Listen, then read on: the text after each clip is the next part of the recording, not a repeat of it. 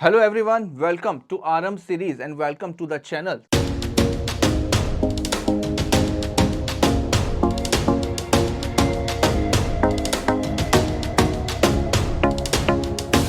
तो देखिए last turn पर हम लोगों ने कैपेसिटी टू कॉन्ट्रैक्ट वाला टॉपिक कंप्लीट किया था। नेक्स्ट टॉपिक आता है आपका फ्री कंसेंट। इसके बारे में हम लोगों ने जो चैप्टर 1 पढ़ा था, चैप्टर 1 का मतलब नेचर ऑफ कॉन्ट्रैक्ट पढ़ा था, उसमें मैंने आपको बताया था। आज उसको हम लोग डिटेल में डिस्कस करते हैं। तो चलिए बगैर टाइम वेस्ट किए स्टार्ट करते हैं इसको। देखिए ये चीज मैंने आपको बताई थी नेचर ऑफ कॉन्ट्रैक्ट में कि किसी भी कॉन्ट्रैक्ट की वैलिडिटी के लिए कंसेंट होना जरूरी है। जो सेक्शन 10 है एसेंशियल एलिमेंट्स, उसमें सेक्शन 13 और सेक्शन 14 के बारे में बताया गया है। सेक्शन 13 क्या कहता है?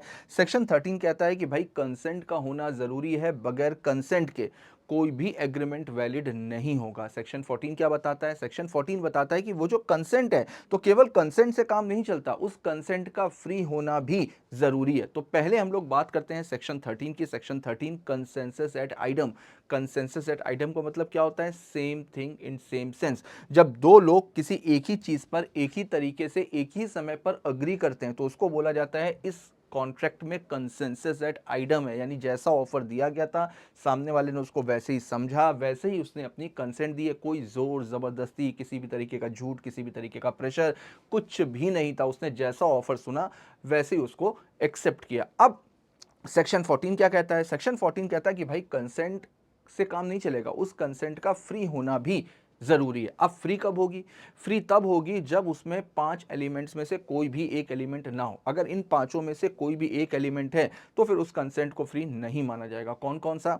सबसे पहले coercion, undue influence, fraud, misrepresentation, mistake. इन पांचों में से अगर कुछ भी है कंसेंट में तो फिर उस कंसेंट को फ्री नहीं माना जाएगा। तो देखिए, तो सबसे पहले सेक्शन 13 बताता है कंसेंट के बारे में, जो बोलता है they agree upon same thing in the same sense.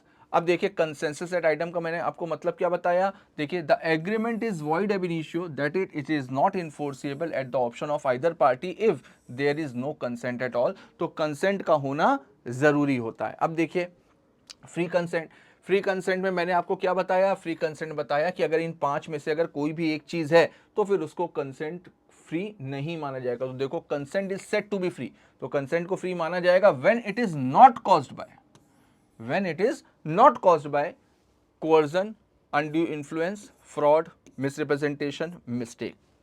ठीक, अब देखो कोअर्जन का है सेक्शन 15, सेक्शन 16, सेक्शन 17, सेक्शन 18 और उसके बाद में 20, 21 एंड 22। ये आता है आपका मिस्टेक का। तो चलो एक बार सेक्शन फटाफट से रिकॉल कर लेते हैं, तो कम से कम कुछ सेक्शन हम लोगों को याद होंगे। सेक्शन 10 हम लोगों ने पढ़ा किस चीज का था? सेक्शन 10 हम लोगों ने पढ़ा essential elements of valid contract का। उसके बाद में सेक्शन 11 हम लोगों ने पढ़ा। सेक्शन 11 सब कुछ सीक्वेंस से याद करो, तो सीक्वेंस से याद करोगे तो याद हो जाएगा। सेक्शन 11 किसका पढ़ा? सेक्शन 11 हम लोगों ने पढ़ा capacity to enter into contract, यानी कौन कौन से लोग कॉन्ट्रैक्ट में एंटर करने के लिए कैपेबल होते हैं। उसके बाद में सेक्शन 12 पढ़ा। सेक्शन 12 में क्या पढ़ा? सेक्शन 12 बताता है साउंड माइंड के बारे में। फिर उसके बाद में सेक्शन 13 पढ़ा। सेक्शन 13 क्या बताता है? कंसेंट के बारे में, यानी कि कंसेंसस एट आइडम के बारे में। सेक्शन 14 क्या बताता है? सेक्शन 14 बताता है आपका फ्री कंसेंट के बारे में। उसके बाद सेक्शन 15 क्या बताता है? सेक्शन 15 आपका बताता है कोअर्जन। सेक्शन 16 क्या बताता है? सेक्शन 16 बताता है आपका अनड्यू इन्फ्लुएंस। सेक्शन 17 क्या बताता है? सेक्शन 17 आपका बताता है फ्रॉड। सेक्शन 18 क्या बताता है? सेक्शन 18 आपका बताता है मिसरिप्रेजेंटेशन। उसके बाद में अब 18 के बाद गैप 19 और एक और है 19A, इन दोनों को छोड़ दो। सेक्शन 20, 21, 22 ये आपका बताता है मिस्टेक। अब मैंने कहा कि सेक्शन 19 और 19A छोड़ दो। क्यों छोड़ दो? 19 और 19A भी इसी से ही रिलेटेड है बेटा, लेकिन वो बताता है इफेक्ट के बारे में। वो बताता है इफेक्ट के बारे में कि जैसे अगर किसी भी कॉन्ट्रैक्ट में कोर्जन हुआ तो उसका इफेक्ट क्या होगा, अनड्यू इन्फ्लुएंस हुआ तो उसका इफेक्ट क्या होगा। तो इफेक्ट के बारे में बताता है सेक्शन 19 एंड 19A। तो देखो ऐसे ही सेक्शन याद होगा। तो सेक्शन 10 से लेकर के सेक्शन 22 तक, सेक्शन 10 से लेकर के सेक्शन 22 तक ये सारे के सारे सीक्वेंस में। तो चलो देखते हैं एक बार। अब उसके बाद में देखिए, तो यहां पर तो खैर वही चीज बताई जा रही है। ठीक है, तो सबसे पहले आते हैं सेक्शन 15 में। सेक्शन 15 बताता है कोर्जन के मामले में। कोर्जन क्या होता है पहले उसको समझते हैं। कोर्जन का मतलब क्या होता है? कोर्जन का मतलब अगर ऐसा कोई भी काम जिसको इंडियन पीनल कोड मना करता है, ऐसा कोई भी काम जिसको इंडियन पीनल कोड मना करता है, डराना, धमकाना, किसी की प्रॉपर्टी डिटेन कर लेने की धमकी देना, या किसी की प्रॉपर्टी को डिटेन कर लेना। अब ये सारे के सारे काम कर रहे हैं, क्यों कर रहे हैं? इस इंटेंशन के साथ में कर रहे हैं ताकि सामने वाली पार्टी हमारे साथ में कॉन्ट्रैक्ट में एंटर कर ले। यानी कि हम सामने वाले को इस तरीके से डरा रहे हैं, धमका रहे हैं, या उसकी प्रॉपर्टी को डिटेन करने की धमकी दे रहे हैं या डिटेन कर रहे हैं, और इन सब के पीछे हमारी इंटेंशन क्या है? इंटेंशन ये है कि वो हमारे साथ में कॉन्ट्रैक्ट में एंटर कर ले। This is called coercion. तो देखो एक बार, कोअर्जन इज द कमिटिंग और थ्रेटनिंग। देखो, या तो कमिटिंग का मतलब या तो कर रहा है, थ्रेटनिंग का मतलब या डरा रहा है, थ्रेटनिंग टू कमिट, या तो कर रहा है या करने के लिए डरा रहा है। तो करने के लिए डरा रहा है इसका मतलब धमकी दे रहा है। कोई भी ऐसा काम जिसको इंडियन पीनल कोड फॉरबिड करता है, यानी कि मना करता है, या द अनलॉफुल डिटेनिंग, किसी भी प्रॉपर्टी को अनलॉफुल तरीके से डिटेन कर रहा है, या डिटेन करने की धमकी दे रहा है, टू द प्रीजुडिस। प्रीजुडिस का मतलब क्या होता है? प्रीजुडिस का मतलब होता है harmful of any person whatever with the intention to enter into contract. तो ऐसा कोई भी काम कर रहे हैं या करने की धमकी दे रहे हैं जिसको इंडियन पीनल कोड में मना किया गया है, या किसी की प्रॉपर्टी को डिटेन कर रहे हैं या डिटेन करने की धमकी दे रहे हैं ताकि सामने वाले आदमी को नुकसान पहुंचे, इस डर से वो हमारे साथ में कॉन्ट्रैक्ट में एंटर करे। तो इंटेंशन किस चीज की होती है? इंटेंशन होती है कॉन्ट्रैक्ट में एंटर करने की। This is called coercion. देखो, coercion means compelling a person to enter into a contract under a pressure और थ्रेट।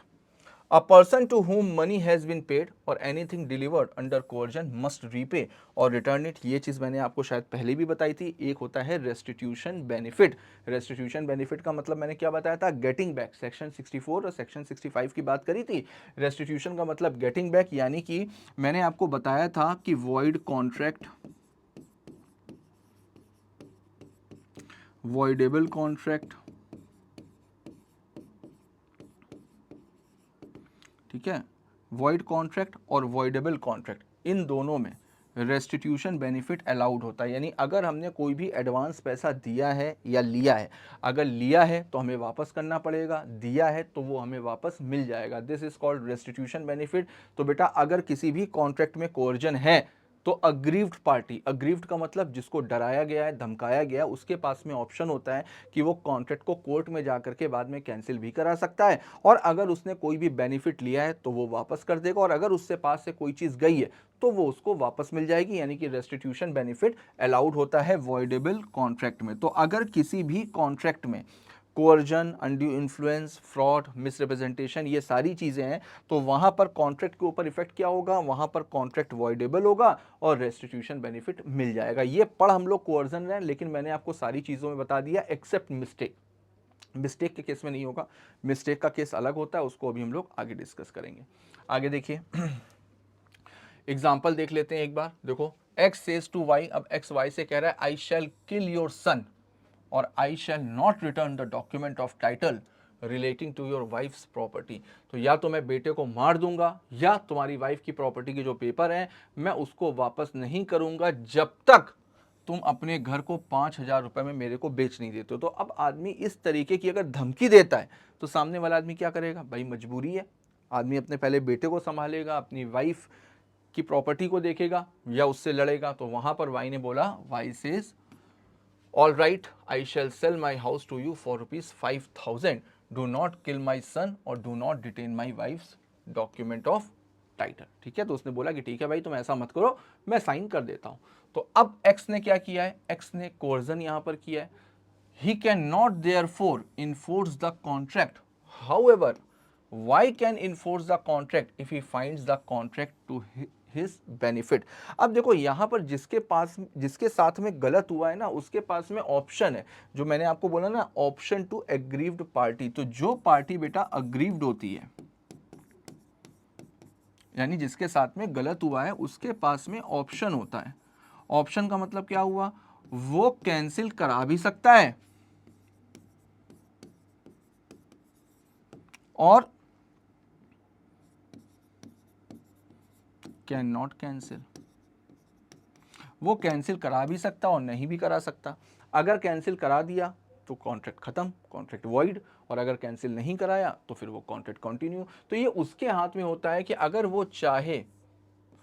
वो चाहे तो बेटा उसको इन्फोर्स भी रहने दे सकता है, और या अगर चाहे तो उसको कैंसिल भी कर सकता है। देखो, an agreement induced by coercion is voidable and not void, तो बेटा यहाँ पर वॉइडेबल होगा, वॉइड एग्रीमेंट यूज नहीं किया जाएगा, यहाँ पर वॉइडेबल होगा। ये चीज मैंने आपको पहले ही बताई हुई है। That means it can be enforced by the party coerced but not by the party using coercion। तो जिसके साथ में गलत हुआ है उसके पास में ऑप्शन होता है कि वो चाहे तो कंटिन्यू करे और चाहे तो उसको वॉइड करा दे, वॉइडेबल करा दे, लेकिन जो पार्टी कोर्जन कर रही है उसके पास में ऑप्शन नहीं होता है। आगे देखिए, अब देखो फीचर्स ऑफ कोर्जन देखते हैं। तो सबसे पहले तो बेटा ये जरूरी नहीं है, देखो ये जरूरी नहीं है कि इंडियन पीनल कोड में जिस चीज के लिए बोला गया है केवल उसी को ही कोर्जन माना जाएगा। देखो, it is immaterial whether Indian Penal Code is और is not in force in the place where the coercion is employed. अब सोचो, अगर कहीं पर इंडियन पीनल कोड अप्लाई नहीं होता है, अगर कहीं पर इंडियन पीनल कोड अप्लाई नहीं होता है, जैसे आज की तारीख में तो खैर ये चीज़ नहीं है, लेकिन हाँ पहले जम्मू एंड कश्मीर हुआ करता था, तो जम्मू एंड कश्मीर के खुद के पीनल लॉज थे, जो इंडियन पीनल कोड है वो वहाँ के ऊपर अप्लाई नहीं होता। तो अब क्या इंडियन पीनल कोड अगर जम्मू एंड कश्मीर में नहीं अप्लाई होगा तो क्या जम्मू एंड कश्मीर में कोर्जन नहीं हो सकता? बिल्कुल हो सकता है। तो इसी वजह से यहाँ पर लिखा हुआ है कि बेटा ये ज़रूरी नहीं है कि इंडियन पीनल कोड एप्लीकेबल हो रहा है या नहीं हो रहा है, लेकिन कोर्जन वहाँ पर माना जाएगा। दूसरा देखो क्या बोल रहा है, दूसरा बोल रहा है कि कोर्जन जरूरी नहीं है कि दोनों पार्टीज के थ्रू हो। जैसे हम लोगों ने एक पढ़ा प्रिविटी ऑफ कॉन्ट्रैक्ट, तो प्रिविटी ऑफ कॉन्ट्रैक्ट के केस में क्या पढ़ा, कॉन्ट्रैक्ट के केस में थर्ड पार्टी इन्वॉल्व नहीं हो सकती। अब जैसे मान लो कि ए बी से डरा धमका करके एक प्रॉपर्टी लेना चाहता है, लेकिन ए खुद नहीं कर रहा है। ए ने क्या किया, ए ने सी को बोला कि भाई तुम बी को धमकी दो, तुम बी को डराओ और बी से बोलो अपनी प्रॉपर्टी मेरे नाम पे ट्रांसफर कर दे।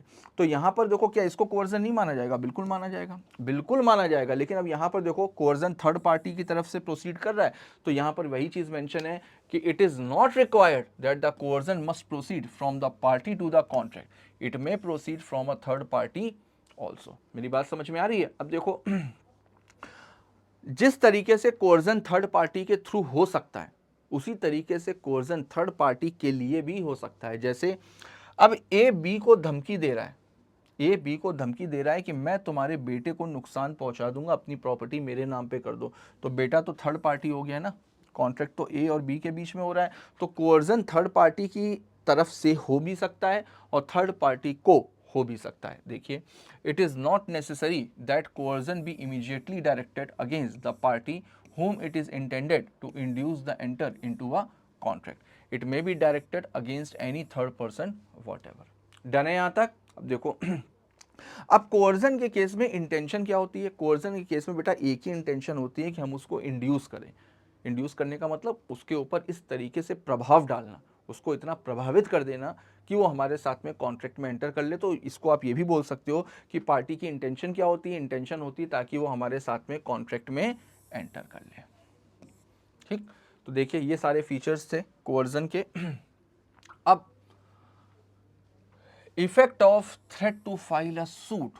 अब अगर कोई पर्सन किसी को धमकी देता है, अगर कोई पर्सन किसी को धमकी देता है कि अगर तुमने मेरे साथ में कॉन्ट्रैक्ट में एंटर नहीं किया तो मैं तुम्हारे ऊपर केस फाइल कर दूंगा, झूठा केस फाइल कर दूंगा, तो ये तो मैलिशियस प्रोसिक्यूशन तो वैसे भी पूरी तरीके से मना होती है कि आप किसी को केस फाइल करने की धमकी नहीं दे सकते। तो क्या इसको कोर्जन माना जाएगा? बिल्कुल इसको कोर्जन माना जाएगा। देखिए, a threat to file a suit, चाहे वो सिविल हो चाहे criminal, on false charge is a coercion, उसको कोर्जन माना जाएगा because such a threat is forbidden by Indian Penal Code. Malicious prosecution यानी किसी के ऊपर झूठा केस फाइल करना, ये अपने आप में पूरी तरीके से प्रोहिबिटेड है बाय इंडियन पीनल कोड। ठीक है, अब देखो थ्रेट टू कमिट सुसाइड। क्या अगर कोई भी पर्सन किसी को सुसाइड करने की धमकी दे रहा है तो क्या इसको कोर्जन माना जाएगा? अब समझना, सुसाइड करना क्या क्राइम है? सुसाइड करना क्या क्राइम है? नहीं, सुसाइड करना क्राइम नहीं है बेटा, क्योंकि सुसाइड अगर किसी ने कर लिया तो क्राइम हो या ना हो, अब मरने के बाद में उसको जिंदा करके वापस में जेल थोड़ी ना भेजेंगे। लेकिन अटेम्प्ट टू कमिट सुसाइड ये क्राइम है। अगर किसी ने सुसाइड करने की कोशिश करी, ये अपने आप में एक क्राइम है, इसको इंडियन पीनल कोड में मना किया गया है। दूसरा, अगर कोई किसी को सुसाइड करने की धमकी देता है तो ये भी बेटा अपने आप में एक ये भी अपने आप में क्राइम है और इसको भी कोर्जन माना जाएगा। तो देखिए कैलकाटा हाई कोर्ट ने इस मामले में डिसीजन दिया था, तो देखते हैं। One committing suicide places himself और herself beyond the reach of the law and necessary beyond the reach of any punishment too. तो बेटा जो सुसाइड कर रहा है, तो सुसाइड करना तो बाहर है क्योंकि आदमी मर जाता है, but it does not follow that suicide is not forbidden by the Indian Penal Code. लेकिन इसका मतलब ये नहीं है कि इंडियन पीनल कोड सुसाइड को लेकर के साइलेंट है।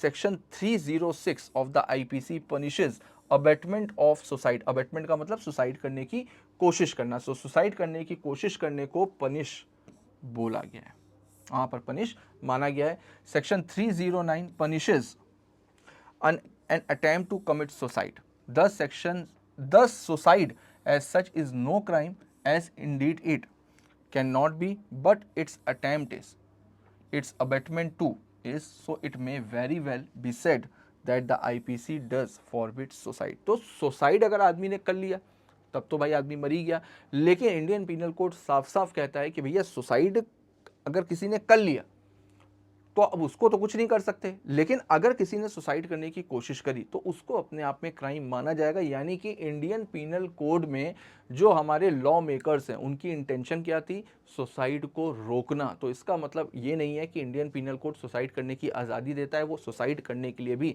मना करता है। देखिए देखिए अब इसका इफेक्ट क्या होगा। A suicide and a threat to commit suicide are not punishable, but an attempt to commit suicide is punishable under Indian Penal Code. It does not mean both are permitted by IPC. तो बेटा suicide करना या किसी को हम suicide करने की केवल धमकी दे रहे हैं तो इसको तो पनिशेबल नहीं बोला गया, लेकिन इसका मतलब ये नहीं है, इसका मतलब ये नहीं है कि इसको परमिट किया गया है ना। तो बोथ आर फॉरबिडन। अब देखो ड्यूरेस वर्सेस कोअर्जन, ये आपके में नहीं है बेटा, ये आपके सिलेबस में नहीं है, ठीक है। इफेक्ट ऑफ कोर्जन, अब सेक्शन 19 देख लेते हैं। मैंने आपको बताया कि सेक्शन 19 इफेक्ट बताता है, तो कोर्जन का इफेक्ट क्या होगा। देखिए effect, option of the aggrieved party to avoid the contract in cases of coercion. तो जैसा कि मैंने बताया कॉन्ट्रैक्ट वॉइडेबल होगा at the option of the party whose consent was so obtain. तो जिसकी कंसेंट ली गई है उसके पास में ऑप्शन है कि वो कॉन्ट्रैक्ट को कैंसिल करवा सकता है। If the contract is rescinded, अगर कॉन्ट्रैक्ट को कैंसिल कराया गया है, of aggrieved party obligation of the other party. तो देखिए the party rescinding the contract shall return और restore the benefit under section 64। तो सेक्शन 64 क्या कहता है, ये भी मैंने आपको बताया। जो पार्टी कैंसिल करवा रही है, जो पार्टी कैंसिल करा रही है, अगर उसने सामने वाले से कुछ भी पैसा या कोई भी बेनिफिट लिया है तो वो उसको वापस करना पड़ेगा। साथ में जो सामने वाली पार्टी ने अगर कुछ भी लिया है तो वो भी उसको वापस करना है। दोनों पार्टी एक दूसरे से जो भी लिया है वो उसको वापस कर देंगी। A person to whom money has been paid or anything delivered must repay or return, section 72। Done है सबको, आगे देखते हैं। अब देखिए नेक्स्ट आता है आपका अनड्यू इन्फ्लुएंस। अनड्यू इन्फ्लुएंस का देखो मतलब क्या होता है। अनड्यू इन्फ्लुएंस का मतलब होता है दो लोगों के बीच में अगर कोई रिलेशन है, दो लोगों के बीच में अगर कोई रिलेशन है, रिलेशन होना जरूरी है, रिलेशन होना जरूरी है। अगर रिलेशन नहीं होगा तो अनड्यू इन्फ्लुएंस किसी भी तरीके का, जरूरी नहीं है कि ब्लड रिलेशन हो, जरूरी नहीं है खूनी रिश्ता हो, सुरेश सर बोलते हैं ना खूनी रिश्ता, जरूरी नहीं है खूनी रिश्ता हो, लेकिन रिलेशन होना चाहिए, ठीक है। कैसा भी हो, एक पेशेंट और डॉक्टर का हो सकता है, वकील और उसके क्लाइंट का हो सकता है, कैसा भी हो, लेकिन एक रिलेशन क्रिएट हो रहा हो, तो रिलेशन का होना जरूरी है अनड्यू इन्फ्लुएंस के लिए। अब रिलेशन होना चाहिए। दूसरा, one party is in position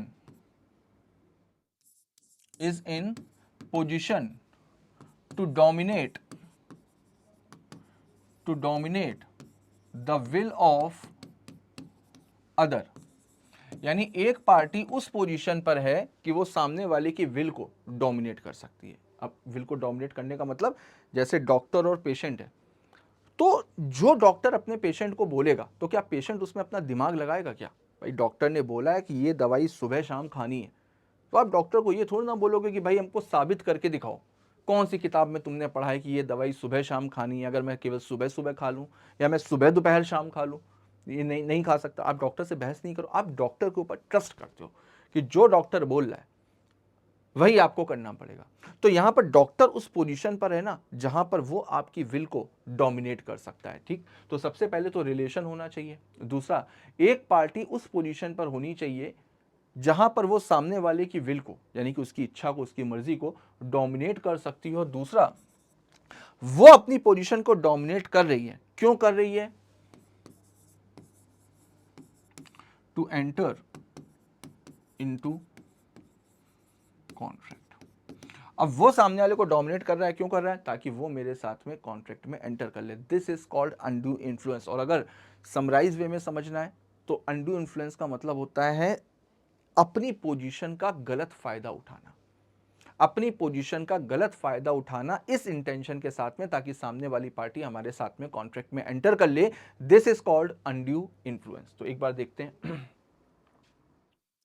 देखिए, a contract is said to be induced by undue influence where the relations subsisting between the parties, तो देखो बेटा रिलेशन subsist करना जरूरी है, are such that one of the parties is in a position to dominate the will of the other and use that position to obtain an unfair advantage to the other। और इस position का वो फायदा क्या उठा रही है?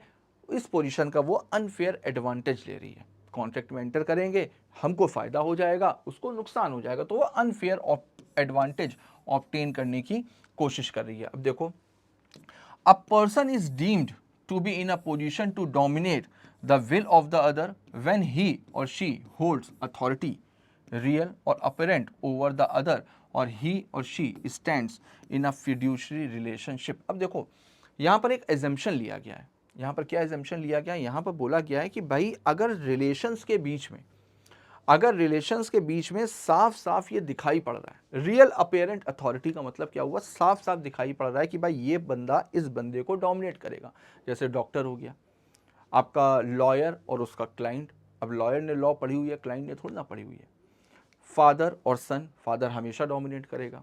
Mother and सन या मदर और डॉटर, मदर हमेशा डोमिनेट करेगी। तो कुछ एक रिलेशंस हैं जहां पर ये मान करके चला जाता है कि भाई साफ साफ दिखाई पड़ रहा है ये सीनियर पोजीशन पर है और ये डोमिनेट कर सकते हैं। दूसरा, अगर कहीं पर फिड्यूशरी रिलेशनशिप है, फिड्यूशरी का मतलब क्या होता है? ट्रस्टवर्दी, भरोसे वाला, जहां पर एक आदमी आंखें बंद करके भरोसा कर रहा है। जैसे अगर मान लीजिए कि कोई मिस्टर एक्स हैं, वो एक संत महात्मा कोई गुरु जी हैं, उनको बहुत ज़्यादा मानते हैं, बहुत ज़्यादा मानते हैं, आंखें बंद करके भरोसा करते हैं।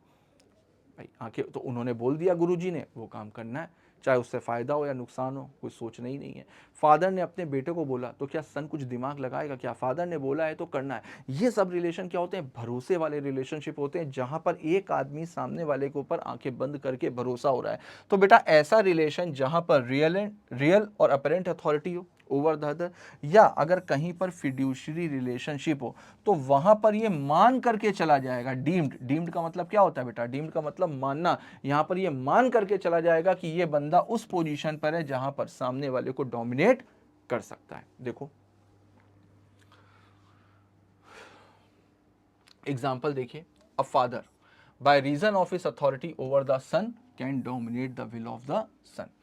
Again, by reason of fiduciary relationship, a solicitor can dominate the will of his client। Solicitor का मतलब वकील।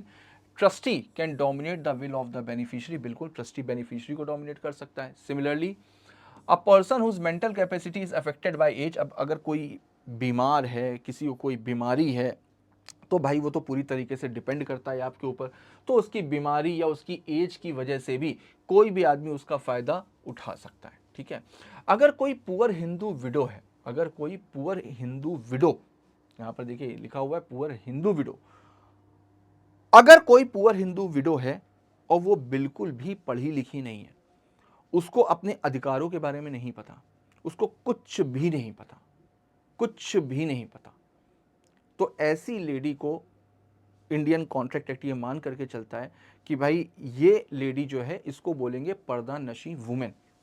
पर्दा नशी वुमेन का मतलब क्या हुआ? पर्दा नशी वुमेन का मतलब ऐसी हिंदू लेडी जो बिल्कुल पढ़ी लिखी ना हो, जिसको अपने अधिकारों के बारे में कुछ भी ना पता हो, जिसको अपने ऑब्लिगेशंस के बारे में कुछ भी ना पता हो, जिसको दुनियादारी के बारे में कुछ भी ना पता हो, तो कोई भी आदमी आसानी से उसका फायदा उठा सकता है ना। तो अगर ऐसी लेडी है तो उसको पर्दा नशी वुमेन माना जाएगा, और पर्दा नशी वुमेन के केस में भी ये मान करके चला जाएगा कि इसके साथ में अनड्यू इन्फ्लुएंस हो सकता है। अब देखो तो यहां पर अगर कोई पुअर हिंदू विडो है, वो अग्री टू पे इंटरेस्ट एट 100% पर एनम। अब सोचो कि विडो है, वो 100% पर एनम इंटरेस्ट देने के लिए तैयार। अब कोई पढ़ा लिखा क्वालिफाइड बंदा होगा तो क्या वो ये मान करके चलेगा कि भाई चलो 100% इंटरेस्ट हम दे देंगे ना? तो इसका मतलब उसको पैसों की बहुत जरूरत है। क्यों? क्योंकि वो विडो है और सामने वाला आदमी उसकी मुसीबत का, उसकी मजबूरी का फायदा उठा रहा है। तो देखिए, because she need the money to establish her right of maintenance, it was held that the lender was in position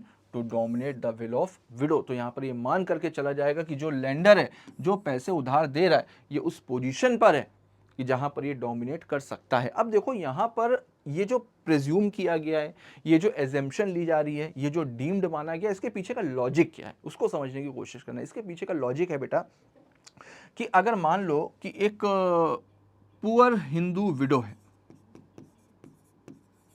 ठीक, इसने लैंडर से पैसे उधार लिए,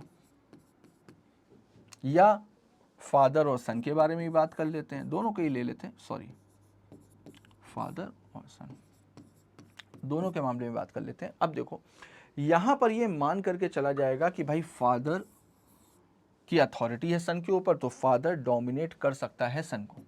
ठीक, हिंदू विडो है, ज्यादा इंटरेस्ट दे रही है, तो ये मान करके चला जाएगा कि लेंडर डोमिनेट करता है विडो को। अब कानून तो ये मान करके चलता है कि भाई इसने इनको डोमिनेट किया होगा। कानून ये भी मान करके चलता है कि फादर ने बेटे को डोमिनेट किया होगा।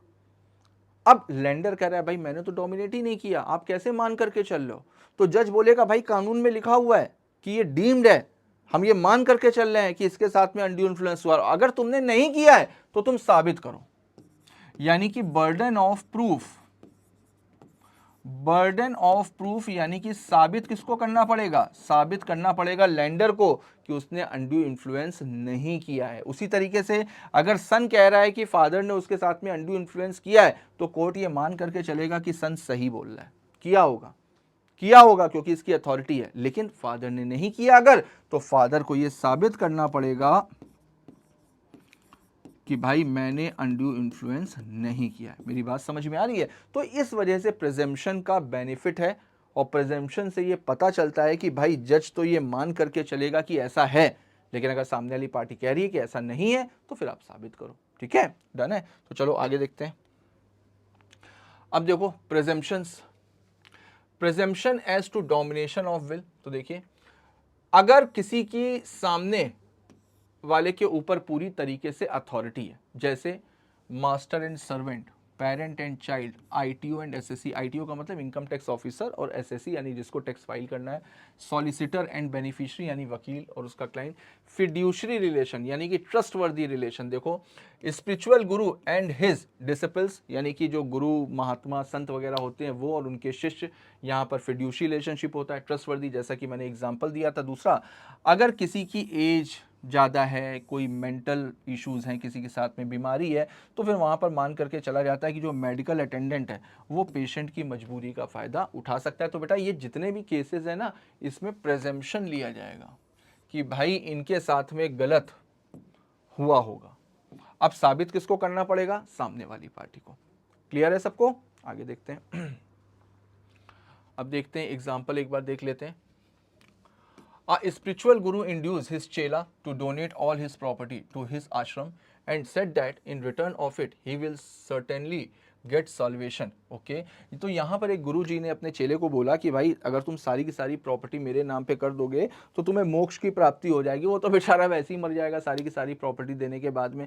तो यहाँ पर सीधे सीधे है कि भैया चेले ने कर भी दिया, चेले ने गुरु जी की बात मान भी ली कि ठीक है भैया मोक्ष की प्राप्ति हो जाएगी। तो यहाँ पर साफ साफ केस है अनड्यू इन्फ्लुएंस का, और अनड्यू इन्फ्लुएंस है तो यहाँ पर भी बेटा उसको वॉइडेबल कराया जा सकता है। डन है। अब इसी तरीके से देखो एक लाडली प्रसाद वर्सेस कर्नाल डिस्टिलरी कंपनी में 1963 में सुप्रीम कोर्ट ने एक डिसीजन दिया था। देखो, the burden of proving that such contract was not induced by undue influence lies upon the person in a position to dominate the will of the other. तो देखो same वही चीज है जो मैंने बताई। सुप्रीम कोर्ट ने यहां पर बोला है कि भाई अगर आपने अनड्यू इन्फ्लुएंस नहीं किया है तो आप साबित करो, वरना कोर्ट तो ये मान करके चलेगा कि इन लोगों के साथ में अनड्यू इन्फ्लुएंस हुआ है। देखते हैं आगे।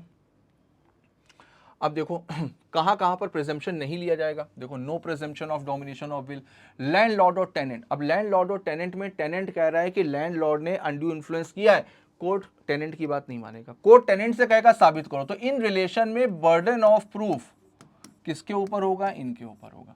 जहां पर प्रिजम्पशन नहीं है तो वहां पर अगर आप किसी के ऊपर आरोप लगा रहे हैं तो आपको साबित भी करना पड़ेगा, यानी यहां पर टेनेंट को साबित करना पड़ेगा। देखो, creditor and debtor, husband and wife other than पर्दा नशी। तो मैंने अभी आपको बताया पर्दा नशी वुमेन के केस में प्रिजम्पशन लिया जाता है, लेकिन अगर नॉर्मल हस्बैंड और वाइफ है तो वहां पर नहीं लिया जाएगा, प्रिंसिपल एंड एजेंट।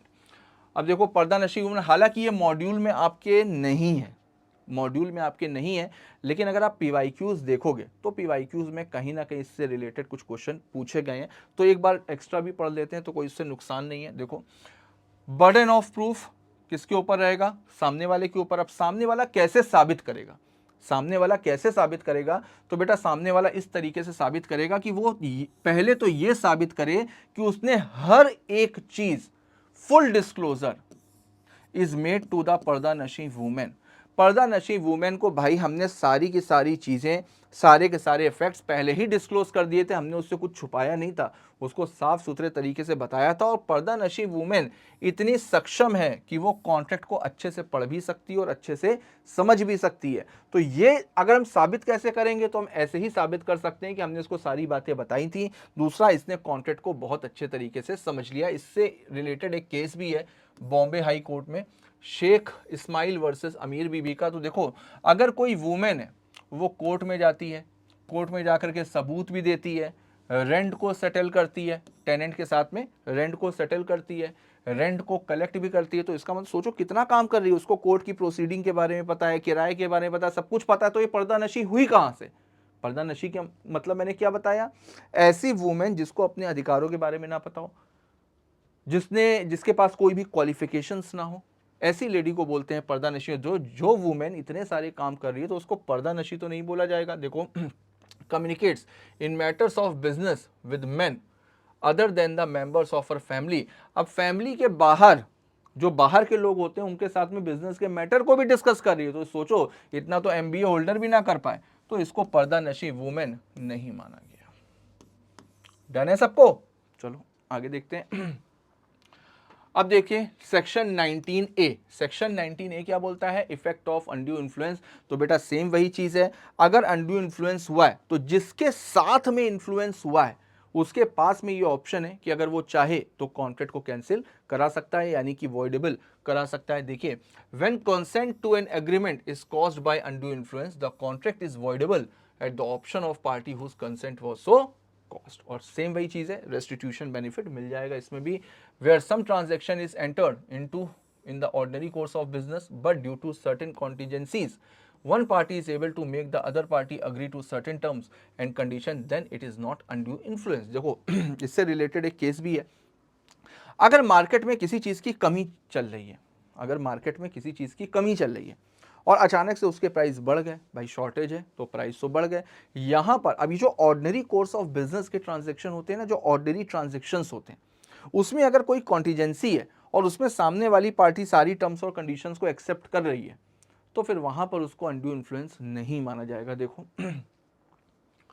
जैसे इसमें एक एग्जांपल है, देखो, A applies to a banker for a loan at a time when there is stringency in the money market. अब ए ने एक बैंक में लोन के लिए अप्लाई किया और जिस समय उसने लोन के लिए अप्लाई किया था उस समय मनी मार्केट में पैसे की बड़ी शॉर्टेज थी। जब पैसे की शॉर्टेज है तो लोन कहाँ से मिलेगा, तो इसका मतलब लोन का रेट ऑफ इंटरेस्ट हाई था। देखिए, the banker declines to make the loan except at an unusually high rate of interest. तो बैंकर ने लोन देने से मना कर दिया, उसने कहा भाई ऑर्डिनरी रेट ऑफ इंटरेस्ट पे लोन नहीं मिल सकता, ज़्यादा रेट ऑफ इंटरेस्ट पे मिल सकता है। अब ए एक्सेप्ट कर रहा है, ये कह रहा है जितना इंटरेस्ट लेना हो ले लो लेकिन लोन दे दो। तो यहाँ पर इसको अनड्यू इन्फ्लुएंस नहीं माना जाएगा। This is a transaction in the ordinary course of business and the contract is not induced by undue influence. Done है सबको? तो यहाँ पर हम लोगों ने कोर्जन और अनड्यू इन्फ्लुएंस पढ़ा, ठीक है। अब नेक्स्ट टॉपिक है मेरे ख्याल से, हाँ सेम वही है जो अभी मैंने आपको बताया। देखिए, रिब्यूटिंग द प्रिजम्पशन। अब प्रिजम्पशन को कैसे रिब्यूट करेंगे, यानी कि कैंसिल करेंगे, यानी जहां जहां पर प्रिजम्पशन लिया जा रहा है कि इस पार्टी ने अनड्यू इन्फ्लुएंस किया होगा, तो वहां पर प्रिजम्पशन को कैसे रिब्यूट किया जाएगा। तो सेम वही चीज है बेटा जो मैंने आपको बताया। तो देखो, presumption as to domination of will can be rebutted if it is prove that the dominating party made full disclosure of all facts. जो वीकर पार्टी थी उसको सारे के सारे फैक्ट्स पहले ही डिस्क्लोज कर दिए थे। दूसरा, जो वीकर पार्टी है वो बेटा कॉम्पिटेंट भी है, इंडिपेंडेंट भी है, कि भाई कॉन्ट्रैक्ट में एंटर करने से पहले किसी से भी वो सलाह मशवरा कर सकती है, सलाह मशवरा कर सकती थी। उसके घर में सीए बैठे हुए हैं, उसके घर में सीएस बैठे हुए हैं, सब पढ़े लिखे लोग बैठे, उसने एडवाइस क्यों नहीं ली? ये तो बेवकूफ़ी करी ना। और मैंने आपको कई बार बताया बेवकूफ़ी की कोई भी रेमेडी नहीं होती। और तीसरा, प्राइस एडिक्वेट है, कंसीडरेशन एडिक्वेट है, बराबर पूरा पैसा दिया गया है। जब पैसा दिया गया है तो नुकसान कहाँ से होगा? तो यही तरीका है प्रूफ करने का कि भाई हमने अनड्यू इन्फ्लुएंस नहीं किया है। देखिए, यहाँ पर सेक्शन 19 दिया हुआ है, सेम वही है जो मैंने आपको बताया कि यहाँ पर कॉन्ट्रैक्ट वॉइडेबल होगा, ठीक है। Burden of proof, burden of proof अभी मैंने आपको बताया कि it lies on the party wants to avoid the contract. तो जो पार्टी कॉन्ट्रैक्ट को वॉइडेबल कराना चाह रही है उसको प्रूफ करना पड़ेगा। जहां पर प्रिजम्पशन नहीं लिया जाता वहां पर उसी को ही प्रूफ करना पड़ेगा। ये चीज मैंने आपको बताई। देखिए, a contract is presumed to be induced by undue influence if the following two conditions are satisfied। तो कहां पर ये प्रिजम्पशन ली जाएगी कि भाई अनड्यू इन्फ्लुएंस हुआ है? सबसे पहले तो पार्टी उस पोजीशन पे होनी चाहिए कि सामने वाले की विल को डोमिनेट करे। दूसरा, जो ट्रांजैक्शन है वो अनकॉन्शनेबल होना चाहिए कि अनरीजनेबल होना चाहिए। सामने से ही दिखाई पड़ रहा है 50 लाख रुपए की प्रॉपर्टी 5,000 रुपए में ले ली, चेले ने गुरुजी को अपनी पूरी की पूरी प्रॉपर्टी दान दक्षिणा में दे दी, तो इनको देख करके लग रहा है कि सामने वाले ने डोमिनेट किया होगा, और यहां पर फिर मान करके चला जाएगा कि अनड्यू इन्फ्लुएंस हुआ है। और अगर उसने अनड्यू इन्फ्लुएंस नहीं किया है तो फिर वो साबित करेगा, जो अभी हम लोग पीछे पढ़ करके आए हैं। अब देखिए, यहां पर डिफरेंस दिया हुआ है बेटा, कोअर्जन और अनड्यू इन्फ्लुएंस। देखो, इसकी जो शीट है, इसकी जो पीपीटी है, मैं आपको फिर से बता रहा हूं कि मैं आपको एक समराइज वे में रिवाइज करवा रहा हूं, ठीक है। मॉड्यूल से आप पढ़ते रहना, साथ साथ में मॉड्यूल के क्वेश्चंस भी सॉल्व करते रहना, लेकिन ये थोड़ा सा आसान तरीके से लिखा हुआ है, मॉड्यूल की लैंग्वेज थोड़ी सी टफ है। तो जो बच्चे इससे कुछ चीज़ें पढ़ना चाहते हैं तो इसके जो नोट्स हैं वो आपको डीसी ऐप पर मिल जाएंगे, फ्री ऑफ कॉस्ट है, ठीक है। तो डीसी ऐप पे जा करके इसका जो डिफरेंस है वो एक बार पढ़ लीजिएगा। कोअर्जन हम लोगों को समझ में आ ही गया, अनड्यू इन्फ्लुएंस हमारा डन है, तो डिफरेंस एक बार आप लोग खुद से पढ़ लीजिएगा। जो पॉइंट ना आए वो आप कमेंट बॉक्स में डालना, I will explain it. Next आता है आपका फ्रॉड। तो हम लोगों ने कोअर्जन किया, कोअर्जन के बाद में अनड्यू इन्फ्लुएंस, अनड्यू इन्फ्लुएंस के बाद में फ्रॉड। फ्रॉड का मतलब क्या होता है? फ्रॉड का मतलब होता है, देखो, फ्रॉड और मिसरिप्रेजेंटेशन, आप इसको ऐसे समझो कि अभी हम लोग दो टॉपिक और करेंगे, फ्रॉड और मिसरिप्रेजेंटेशन, दोनों को एक साथ लेकर के चलते हैं, कोई कंफ्यूजन नहीं होगा, दोनों ही बहुत आसान है, ठीक है। देखो, फ्रॉड का मतलब क्या होता है? जब कोई भी पर्सन इंटेंशनली किसी को झूठ बोलता है, किसी से कोई भी बात छुपाता है, और उसकी इंटेंशन किस चीज की होती है? उसकी इंटेंशन होती है सामने वाले का नुकसान हो, मेरा फायदा हो, सामने वाले का लॉस हो और मेरा फायदा हो, या उसकी इंटेंशन होती है सामने वाले को डिसीव करने की, धोखा देने की, ठीक। और उसको वो कॉन्ट्रैक्ट में एंटर कराना चाहता है, तो उसको बोला जाता है फ्रॉड। मिसरिप्रेजेंटेशन में क्या होता है? मिसरिप्रेजेंटेशन में भी सेम यही चीज होती है, बस इसमें डिसीव नहीं होता है, धोखा देना नहीं होता है।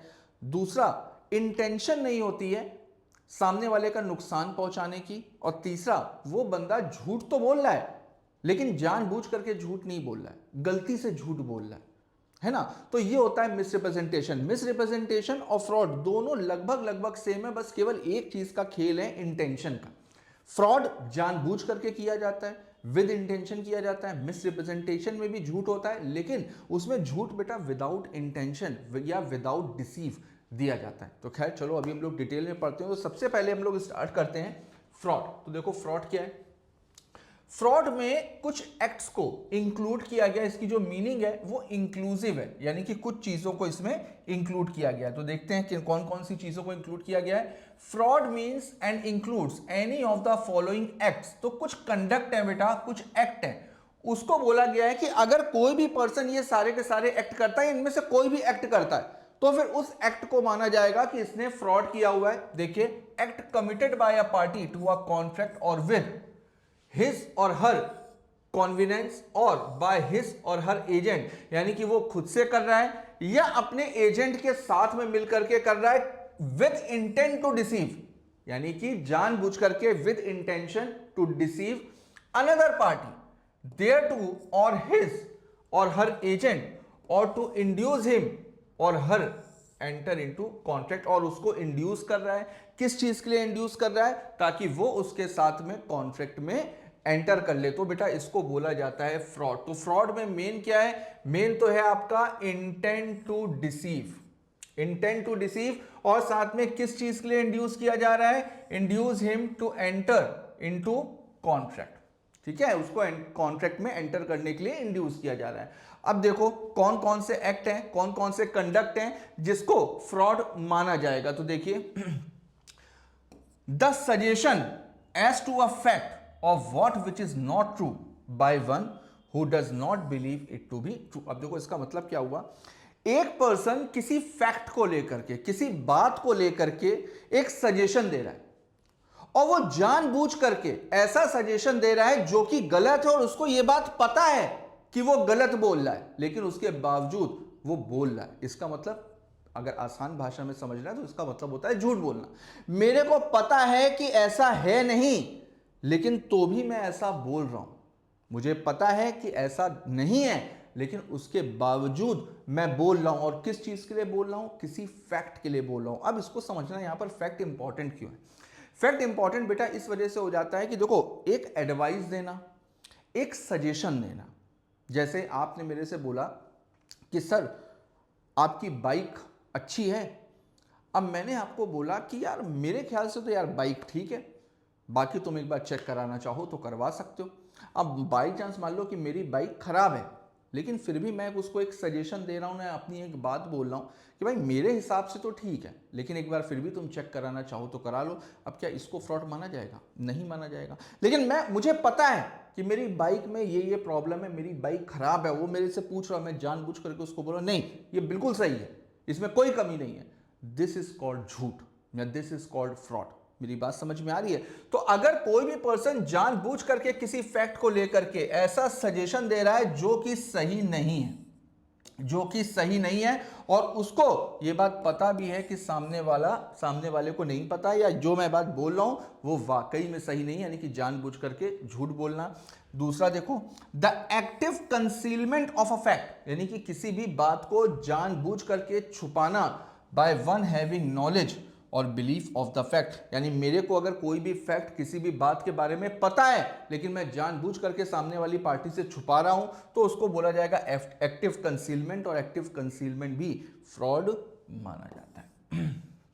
देखो तीसरा, a promise made without any intention of performing it. मैं आपको प्रॉमिस कर तो रहा हूं, लेकिन मुझे खुद को भी पता है कि मैं अपने प्रॉमिस पे परफॉर्म नहीं करूंगा, इसको भी फ्रॉड माना जाता है। Any other act fitted to deceive, और ऐसा कोई भी काम जो धोखा देने में फिट बैठता हो, जिससे पता चल रहा है साफ साफ कि सामने वाला आदमी सामने वाले को डिसीव कर रहा है। Any such act or omission as to law specially declare to be fraudulent, और ऐसा कोई भी काम जिसको लॉ ने स्पेसिफिकली मना किया हो कि भाई अगर आप ये काम करते हो तो फिर इसको फ्रॉड माना जाएगा। तो यहां पर बेटा 5 पॉइंट दिए हुए हैं, इन पांचों में से अगर कोई भी एक कंडक्ट है तो फिर उसको फ्रॉड माना जाएगा। देखिए, certain acts and omissions have been specifically declared to be fraudulent by various act. तो बेटा बहुत सारी चीज़ें हैं, बहुत सारे कंडक्ट हैं कि कुछ काम या कुछ गलती अगर आपने करी है तो किसी भी लॉ में उसको ले करके लिखा हो सकता है कि आप ये काम नहीं करोगे, और अगर किया तो फिर ये काम पूरी तरीके से फ्रॉड माना जाएगा। जैसे फॉर एग्जाम्पल कि आप कोई इमूवेबल प्रॉपर्टी खरीदने के लिए गए। इमूवेबल प्रॉपर्टी का मतलब फ्लैट हो गया, लैंड हो गई, बिल्डिंग हो गई, कोई भी। तो इमूवेबल प्रॉपर्टी के बारे में एक चीज़ बोली जाती है ट्रांसफ़र ऑफ प्रॉपर्टी एक्ट में।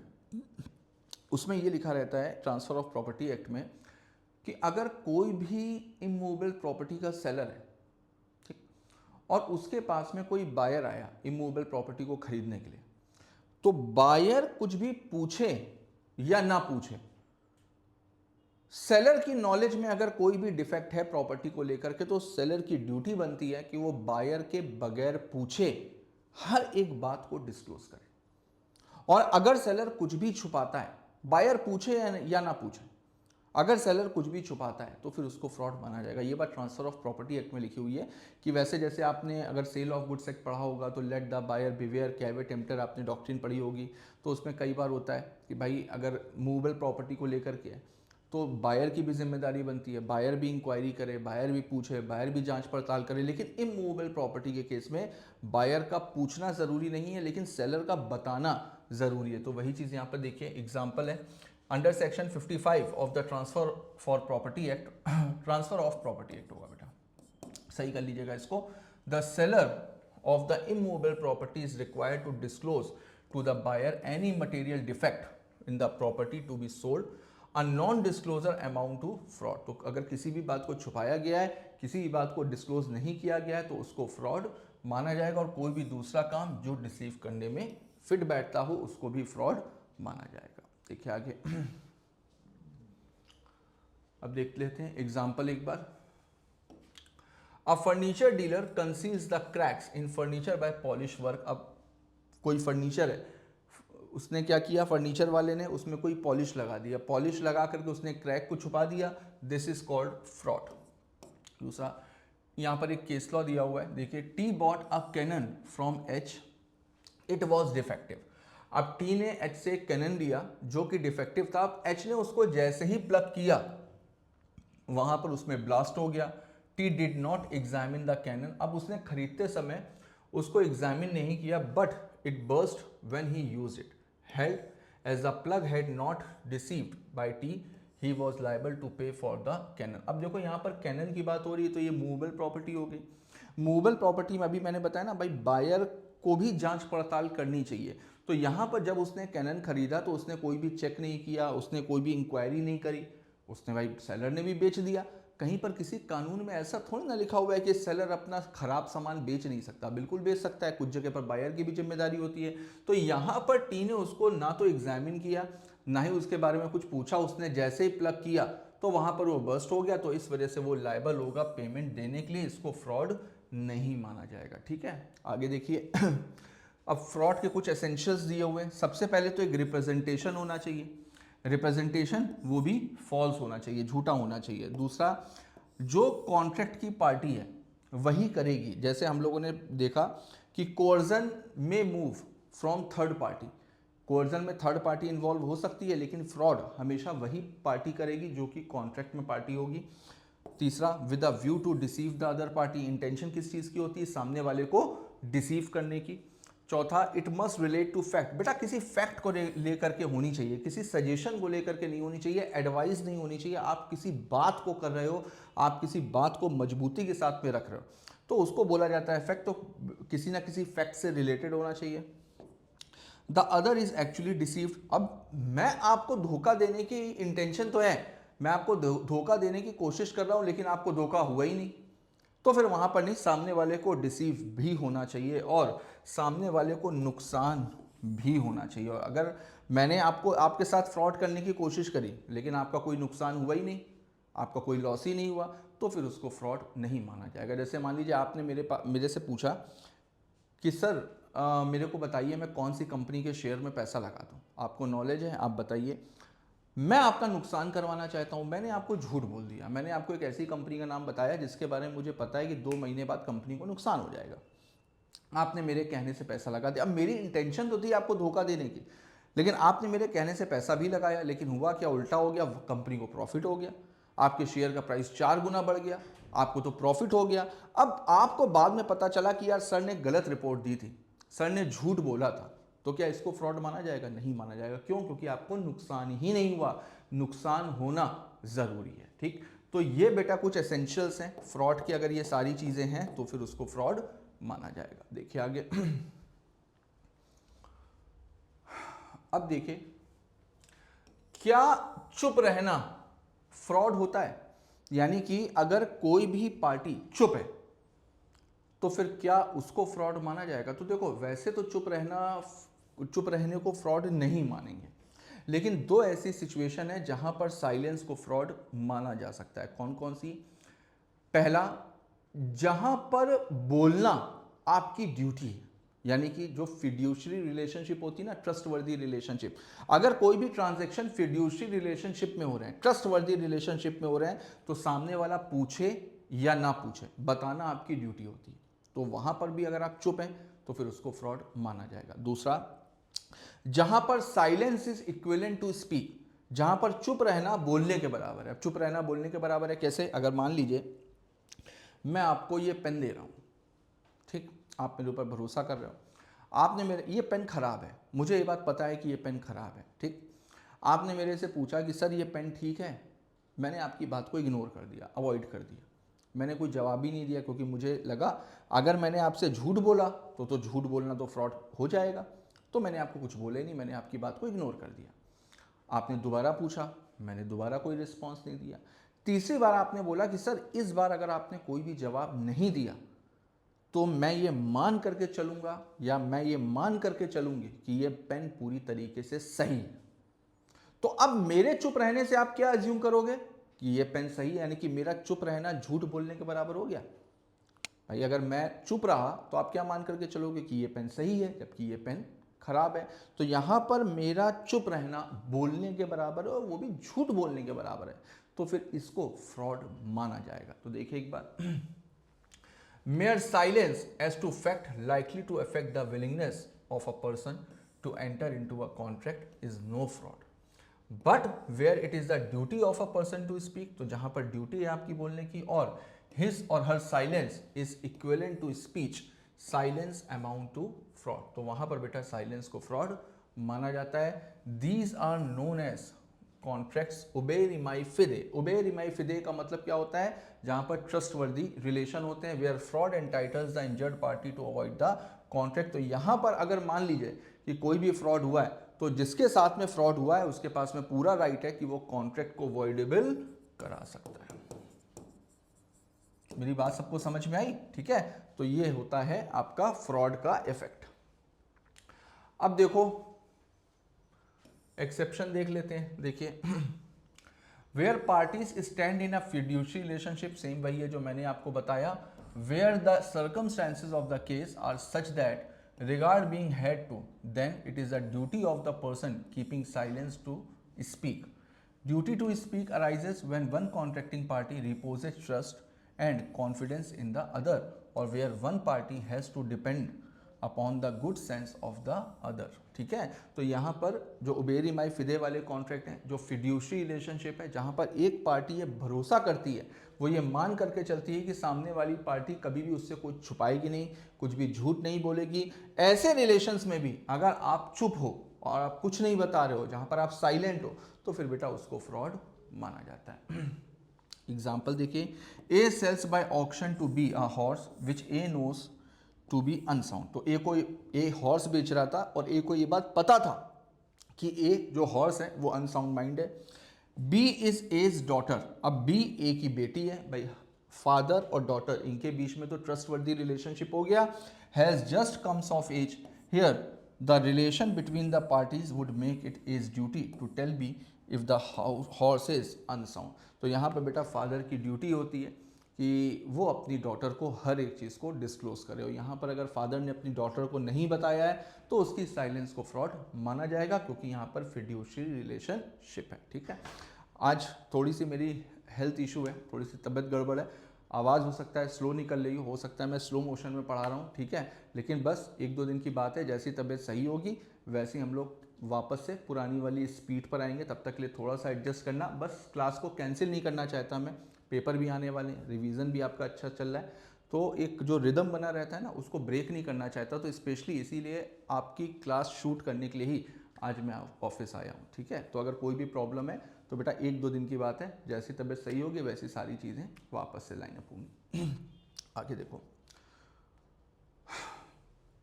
देखो दूसरा मैंने क्या बताया, where the silence is in itself equivalent to speech, तो जहां पर चुप रहना अपने आप में बोलने के बराबर है। एग्जाम्पल देखिए, B says to A, if you do not deny it I shall assume that the horse is sound. A says nothing, A ने कुछ भी नहीं कहा, is silence equivalent to speech if the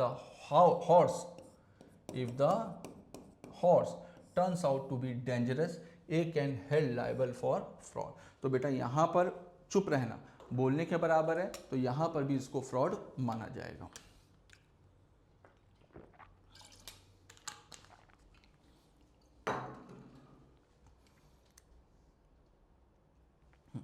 अब देखो मिस रिप्रेजेंटेशन, मैंने आपको बताया ना मिस रिप्रेजेंटेशन और फ्रॉड, इन दोनों में एक चीज़ कॉमन है कि दोनों में ही झूठ बोला जाता है, लेकिन फ्रॉड में विद इंटेंशन बोला जाता है और मिस रिप्रेजेंटेशन में विदाउट इंटेंशन बोला जाता है। जैसे अगर मान लीजिए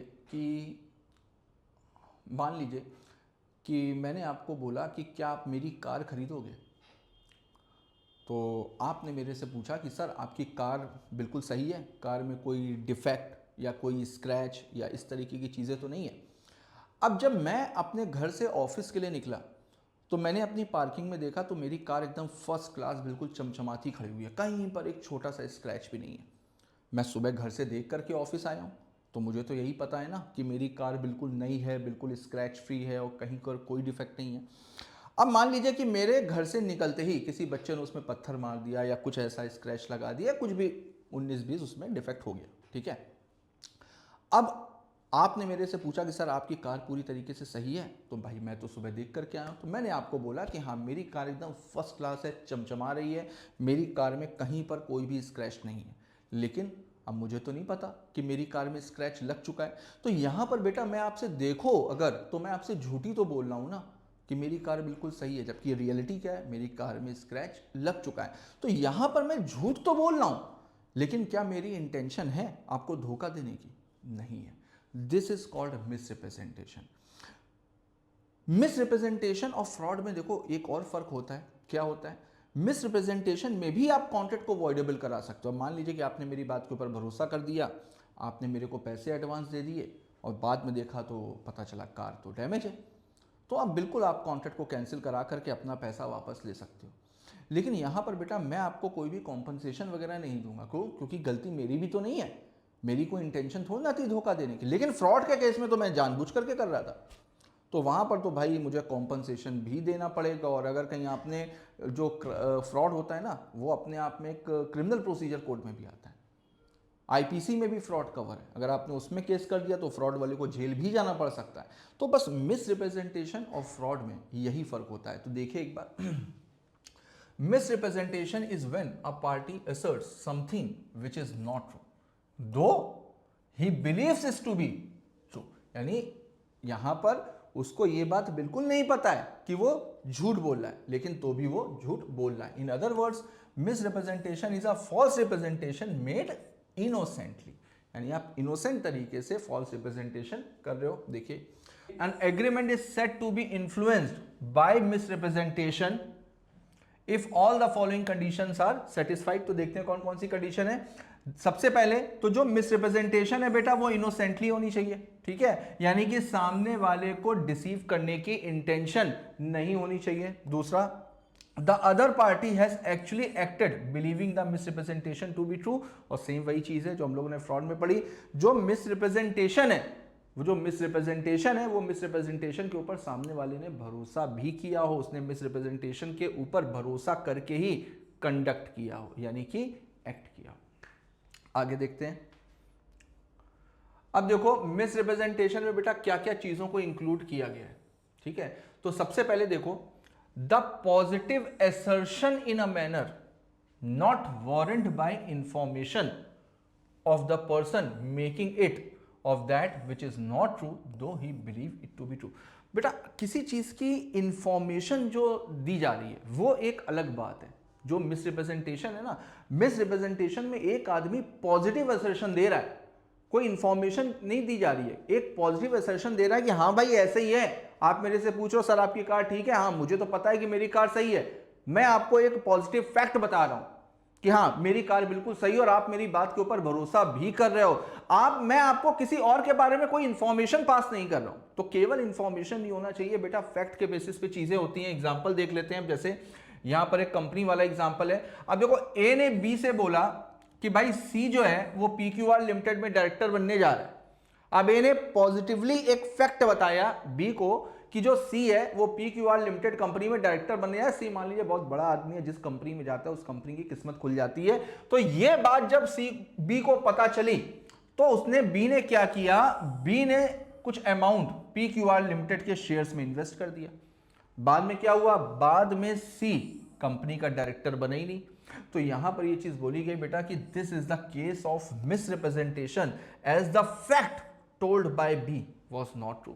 यहां पर उसने जो फैक्ट बताया है वो फैक्ट सही नहीं था, लेकिन यहां पर ए की इंटेंशन ये नहीं थी कि बी को नुकसान पहुंचे या बी उसकी बात सुनकर के शेयर्स खरीद ले, या कुछ भी उसको नुकसान पहुंचाने की इंटेंशन नहीं थी उसने। लेकिन जो कुछ भी बताया इनोसेंटली बताया, लेकिन उसकी मिस रिप्रेजेंटेशन के ऊपर भरोसा करके, उसकी रिप्रेजेंटेशन के ऊपर भरोसा करके उसने शेयर्स को खरीदा।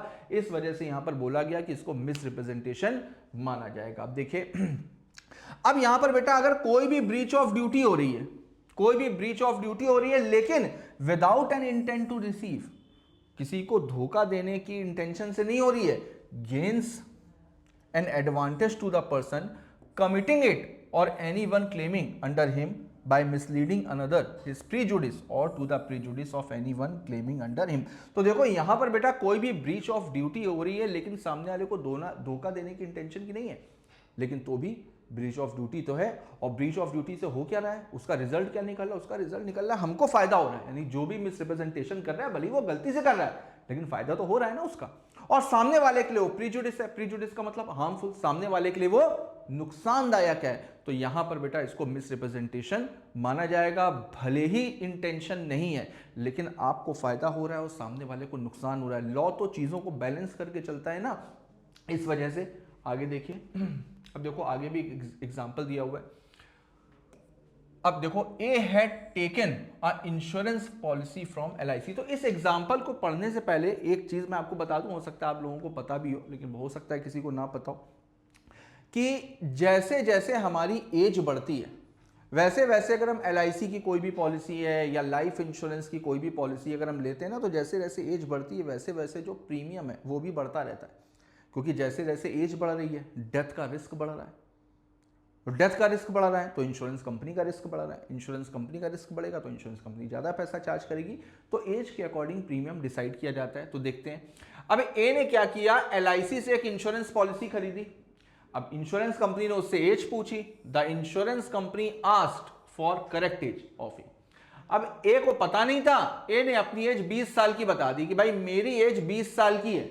ए को नहीं पता था उसकी एज कितनी है, उसने उसको लगा कि यार मेरी एज 20 साल के आसपास की होगी, तो उसने ईमानदारी से 20 साल की एज बता दी। लेकिन रियलिटी क्या थी, रियलिटी ये थी कि उसकी रियल एज थी 25 साल।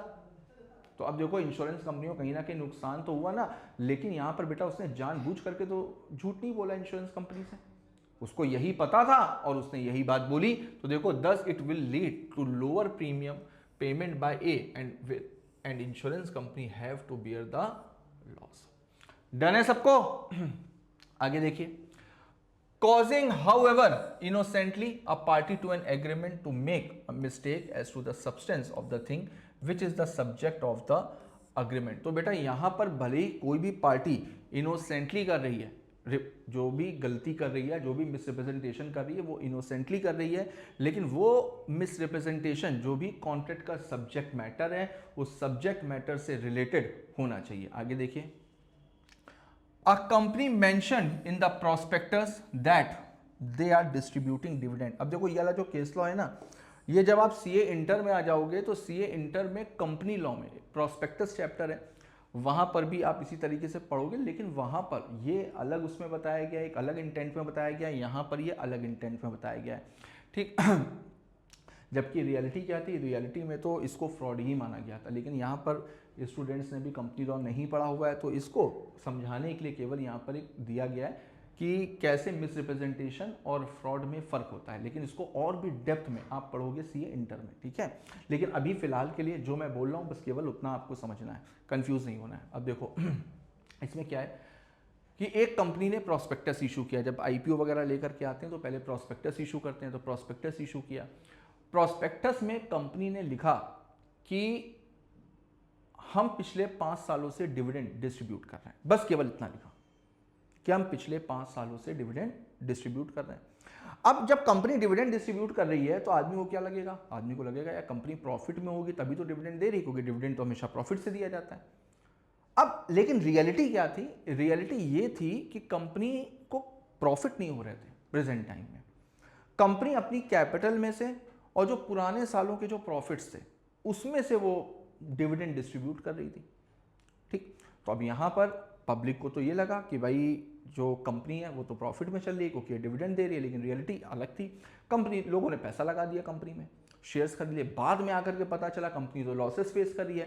तो यहां पर बेटा बोला गया कि यहां पर भले ही कंपनी की जो इंटेंशन है वो लोगों को धोखा देने के लिए, कंपनी ने सच तो बताया कि वो डिविडेंड दे रही थी, वो वाकई में डिविडेंड दे रही थी, सच तो बताया यहां पर कि कंपनी, लेकिन कंपनी ने पूरी बात नहीं बताई ना, तो यहां पर इसको भी मिसरिप्रेजेंटेशन माना गया है। देखो A company mentioned in the prospectus that they are distributing dividend from many years but not disclose the fact that there were losses in the past and dividend were paid out of previously accumulated profit। तो बेटा जो भी subject matter है उसको पूरा सही तरीके से हर एक फैक्ट को डिस्क्लोज करना चाहिए। भले ही आप इनोसेंटली तरीके से आप सच बता रहे हो लेकिन कुछ चीज़ें बताना भूल गए हो सब्जेक्ट मैटर से रिलेटेड, नहीं, सब्जेक्ट मैटर से रिलेटेड हर एक चीज़ आपको बतानी ज़रूरी होती है। तो यहाँ पर इसको भी मिसरिप्रेजेंटेशन माना गया है।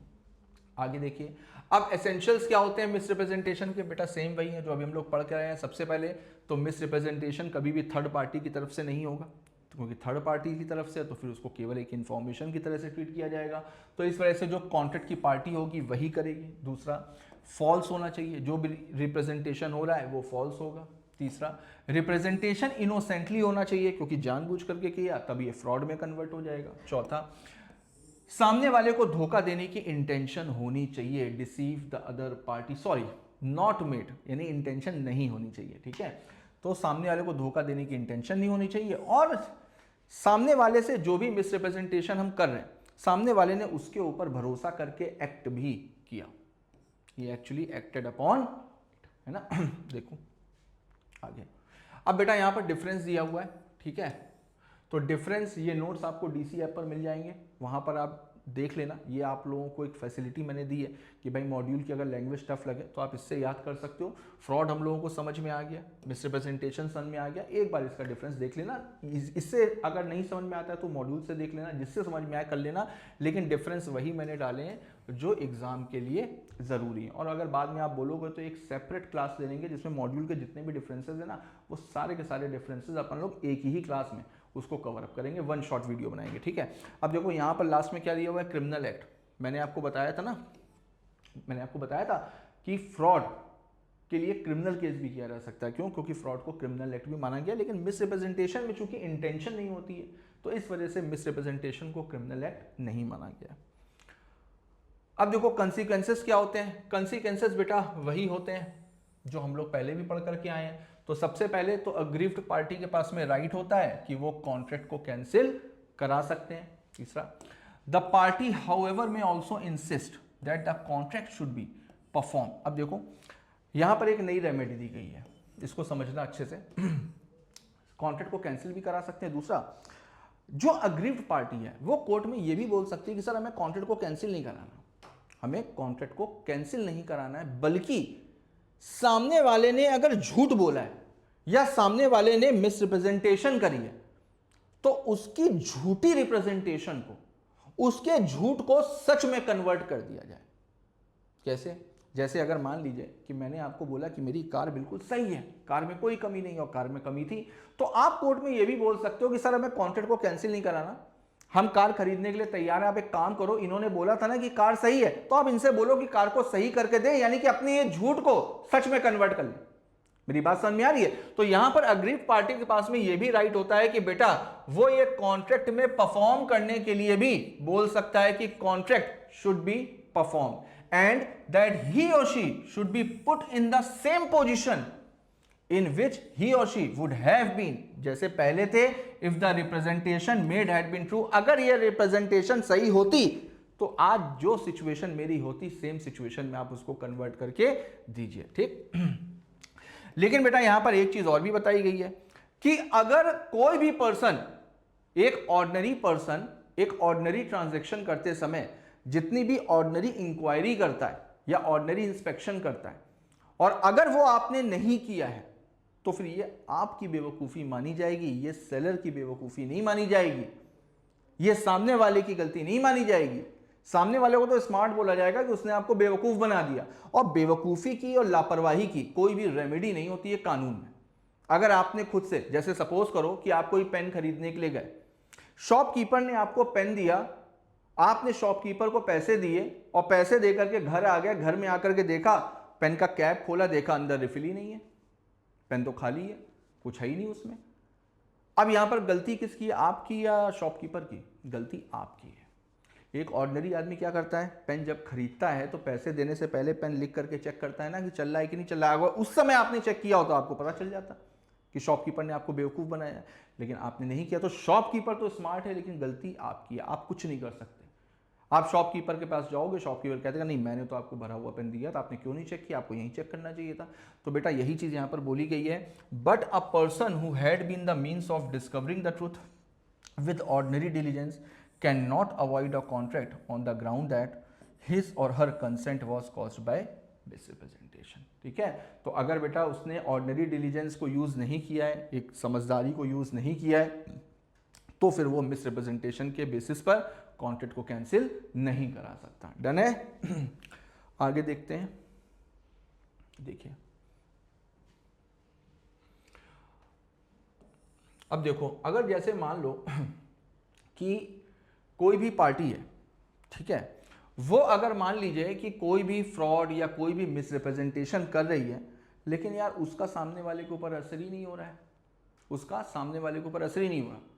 जैसे मैंने आपको धोखा देने की कोशिश करी, मिसरिप्रेजेंटेशन किया, कुछ भी किया, लेकिन आपको उससे कोई नुकसान हुआ ही नहीं, उल्टा आपको फायदा हो गया।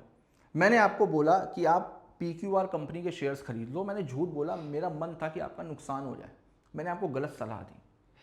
मुझे पता था 2 महीने बाद PQR कंपनी डूबने वाली है, आपने मेरे कहने पे पैसा भी लगा दिया, लेकिन कंपनी डूबी नहीं, कंपनी उल्टा प्रॉफिट में आ गई। आपको पता चला आपका पैसा 4 गुना ज़्यादा बढ़ गया। तो मैंने तो आपको धोखा देने की कोशिश करी, लेकिन आपको कोई नुकसान ही नहीं हुआ, आपको कोई धोखा ही नहीं हुआ। तो बेटा सामने वाले को डिसीव होना, सामने वाले को लॉस होना भी ज़रूरी होता है, और अगर वो नहीं हुआ है तो फिर उसको वहाँ पर फिर उसको मिसरिप्रेजेंटेशन या फ्रॉड नहीं माना जाएगा, और वहाँ पर आप फिर कॉन्ट्रैक्ट को कैंसिल नहीं करा सकते। मेरी बात सबको समझ में आई? नेक्स्ट देखो, रेस्टिट्यूशन बेनिफिट। रेस्टिट्यूशन, भले ही आप अग्रीव्ड पार्टी हो, आपके साथ में फ्रॉड हुआ है, मिसरिप्रेजेंटेशन हुआ है, कुछ भी हुआ है, लेकिन भले ही आप अग्रीव्ड पार्टी हो, अगर आप कॉन्ट्रैक्ट को कैंसिल कराने के लिए जा रहे हो तो आपने जो सामने वाले से बेनिफिट लिया है वो आपको रिस्टोर करना पड़ेगा, यानी कि उसको वापस करना पड़ेगा, और सामने वाली पार्टी भी आपको वापस करेगी। नहीं, दोनों पार्टीज एक दूसरे से जो भी बेनिफिट लिए हैं वो एक दूसरे को वापस करेंगे। देखो, as to the consequences of the rescission of voidable contract, the party rescinding of voidable contract should, if he or she has received any benefit under from the other party to the contract, restore such benefits so far as many be applicable to the person from whom it was received. Done है? आगे देखते हैं। अब देखो mistake, next आता है mistake. ये last topic है, सेक्शन 20, 21, 22, ये सारी चीज़ हम लोग मिस्टेक में करेंगे। मिस्टेक में कोई बहुत ज़्यादा थ्योरी नहीं है, कोई बहुत ज़्यादा केस लॉज नहीं है। मिस्टेक बस केवल एक समझने वाला टॉपिक है। इस पूरी मिस्टेक को हम लोग एक चार्ट में करेंगे, ठीक है? पूरे चार्ट से ही आपको समझ में आ जाएगा। ये बाकी नोट्स आपको मिल जाएंगे, थोड़ी बहुत थ्योरी और एग्जांपल आपको देखने हो तो आप उसमें देख लेना, ठीक? देखो, नॉर्मली मिस्टेक का मतलब बेटा क्या होता है? मिस्टेक का मतलब होता है गलती। तो 5वां पॉइंट है यहाँ पर गलती। देखो, coercion, undue influence, fraud, misrepresentation, ये 4 केस अलग है, मिस्टेक अलग है। चैप्टर एक ही है, पार्ट एक ही है, लेकिन इन चारों के कंसीक्वेंसेस अलग होते हैं, मिस्टेक के कंसीक्वेंसेस अलग होते हैं। मिस्टेक में एग्रीमेंट वॉइड एब इनिशियो भी होता है, वैलिड भी होता है, वॉइड भी होता है, तो कई सारी सिचुएशंस अराइज होती है। तो मिस्टेक को इन चारों से हट करके समझा जाता है, ठीक? और लेकिन बहुत आसान है। देखो, मिस्टेक का मतलब क्या होता है? गलती। यानी हम क्या कह रहे हैं? हम कह रहे हैं कि गलती से हमने कॉन्ट्रैक्ट में एंटर कर लिया। अब कोर्ट कॉन्ट्रैक्ट में तो एंटर कर लिया, अब कोर्ट में जाकर के कह रहे हैं कि हमने गलती से कॉन्ट्रैक्ट में एंटर किया, तो इस वजह से इस कॉन्ट्रैक्ट को कैंसिल किया जाए। तो क्या कोर्ट हमारी बात को सुनेगी? कोर्ट वहां पर देखेगी आपकी गलती का नेचर कैसा है। तो यहां पर मिस्टेक को दो पार्ट में डिवाइड किया गया बेटा, एक तो मिस्टेक ऑफ फैक्ट और दूसरा mistake of law. Mistake of fact और mistake of law. Mistake of fact का मतलब क्या है? किसी फैक्ट को समझने में गलती हो गई, किसी फैक्ट को समझने में गलती हो गई। अब मिस्टेक ऑफ फैक्ट को भी दो पार्ट में डिवाइड किया गया है। पहला unilateral mistake section 22, bilateral mistake section 20। Unilateral mistake क्या कहता है? यूनिलैटरल मिस्टेक कहता है कि एक पार्टी से गलती हुई, एक पार्टी तो सही है, गलती एक पार्टी से हो रही, तो भाई एक पार्टी की गलती की सजा दूसरा वाला क्यों भुगते, दूसरे वाले को क्यों नुकसान पहुंचे? तो वहां पर इंडियन कॉन्ट्रैक्ट एक्ट कहता है कि भाई अगर यूनिलैटरल मिस्टेक है, यानी कि वन साइडेड मिस्टेक है, तो वहां पर कॉन्ट्रैक्ट विल बी वैलिड। इसके पास इफेक्ट याद रखना एग्जाम के लिए, क्या इंपॉर्टेंट है इसके जो इफेक्ट होंगे। तो यूनिलैटरल मिस्टेक में बेटा क्या होगा? One party under the mistake, यानी एक पार्टी की तरफ से गलती है, कॉन्ट्रैक्ट इज वैलिड, ना तो वॉइडेबल और ना ही वॉइड। डन है? यूनिलैटरल मिस्टेक का समझ में, एक पार्टी की तरफ से समझने में गलती हो गई। नेक्स्ट आता है बाइलैटरल मिस्टेक। बाइलैटरल का मतलब दोनों पार्टीज की तरफ से मिस्टेक हो गई, दोनों पार्टीज की तरफ से मिस्टेक है, यानी कि एक तरीके से देखो तो मिसअंडरस्टैंडिंग हो गई बिटवीन बोथ पार्टीज। अब भाई दोनों पार्टीज की तरफ से मिस्टेक है, मैं बोलना कुछ और चाह रहा हूं, आप समझ कुछ और रहे हो, समझा कुछ और रहे हो, तो दोनों पार्टीज के बीच में मिसअंडरस्टैंडिंग है, तो यहां पर बोला जाता है बेटा कॉन्ट्रैक्ट वॉइड होगा, एग्रीमेंट वॉइड होगा। एग्जैक्टली अगर देखो तो एग्रीमेंट वॉइड होगा अगर बाइलैटरल मिस्टेक है। क्यों? क्योंकि दोनों पार्टीज की तरफ से मिस्टेक हो रही है, तो फिर यहां पर एग्रीमेंट वॉइड होगा। ठीक, तो यूनिलैटरल मिस्टेक के केस में वैलिड होगा, बाइलैटरल मिस्टेक के केस में वॉइड होगा। अब दूसरी मिस्टेक आती है लॉ को समझने में, मिस्टेक ऑफ लॉ। इसको दो पार्ट में डिवाइड किया गया है, मिस्टेक ऑफ इंडियन लॉ और मिस्टेक ऑफ फॉरेन लॉ। अब मिस्टेक ऑफ इंडियन लॉ का मतलब क्या हो गया? मिस्टेक ऑफ इंडियन लॉ का मतलब हम कोर्ट में जाकर के कह रहे हैं कि सर मेरे को कॉन्ट्रैक्ट कैंसिल कराना है। क्यों? क्योंकि मुझे पता नहीं था कि इंडिया में ऐसा भी कोई कानून है कि इंडिया में लिमिटेशन एक्ट है, इंडिया में स्पेसिफिक रिलीफ एक्ट है, इंडिया में इंडियन कॉन्ट्रैक्ट, मुझे पता ही नहीं था, मैंने कभी लॉ पढ़ा ही नहीं, मैं तो डॉक्टर हूँ, इंजीनियर हूँ, मैंने तो लॉ कभी पढ़ा ही नहीं। तो जब लॉ पढ़ा ही नहीं तो लॉ के बारे में पता कैसे होगा? बेटा कोर्ट आपकी बात नहीं सुनेगी। क्यों? क्योंकि लॉ में ये बात साफ साफ लिखा हुआ है कि लॉ ये एजम्पशन लेकर के चलेगा, if you are an Indian citizen, तो इंडिया के बनाए गए हर कानून के बारे में आपको पता है, और अगर आपको कानून के बारे में नहीं पता है तो यह गलती आपकी है। आपको कानून के बारे में पता होना चाहिए। अगर आप इंडियन सिटीजन हो तो आपको कानून के बारे में पता होना चाहिए। कोई भी पर्सन इस बात का एक्सक्यूज नहीं बना सकता कि उसको इंडियन लॉ के बारे में पता नहीं है।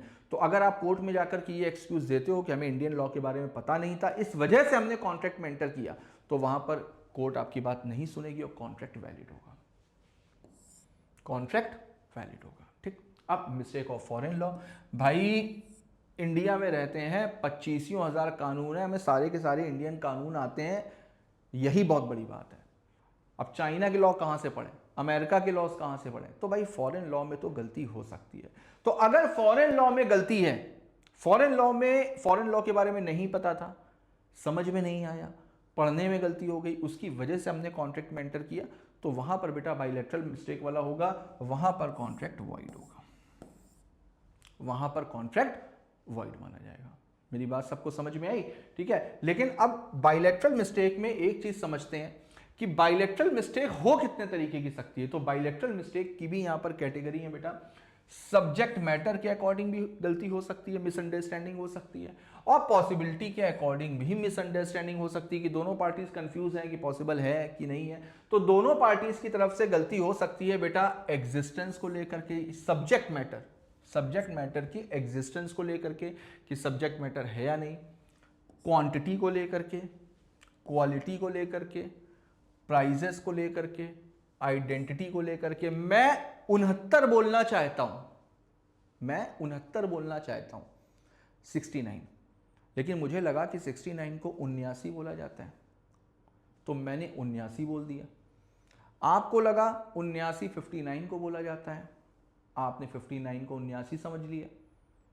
अब देखिए सब खिचड़ी पक गई, मिसअंडरस्टैंडिंग हो गई, तो यहाँ पर बेटा क्या होना चाहिए, एग्रीमेंट वॉइड होना चाहिए। तो यहाँ पर क्या है, यहाँ पर प्राइस को लेकर के या क्वालिटी को लेकर, सॉरी क्वांटिटी को लेकर के या प्राइस को लेकर के अगर कोई भी गड़बड़ होती है, कोई भी मिसअंडरस्टैंडिंग होती है, तो माना जाएगा कि यहाँ पर bilateral mistake as to subject matter है और एग्रीमेंट वॉइड होगा। अब पॉसिबिलिटी दो तरीके की हो सकती है, लीगल और फिजिकल। भाई हमें नहीं पता कि लीगली इन्फोर्सिएबल है या नहीं है, तो अगर लीगली इम्पॉसिबल है तो भी एग्रीमेंट क्या होगा, वॉइड होगा। ये हम लोग पढ़ करके आ रहे हैं। और फिजिकल इम्पॉसिबिलिटी, अगर कोई एग्रीमेंट ऐसा है जो गलती से एंटर कर लिया लेकिन बाद में पता चला फिजिकली उसको परफॉर्म किया ही नहीं जा सकता, तो वहां पर भी सेम इफेक्ट होगा, एग्रीमेंट क्या होगा, वॉइड होगा। ठीक है, तो मिस्टेक अलग है इन चारों से, coercion, undue influence, fraud, misrepresentation, इन सबसे अलग है।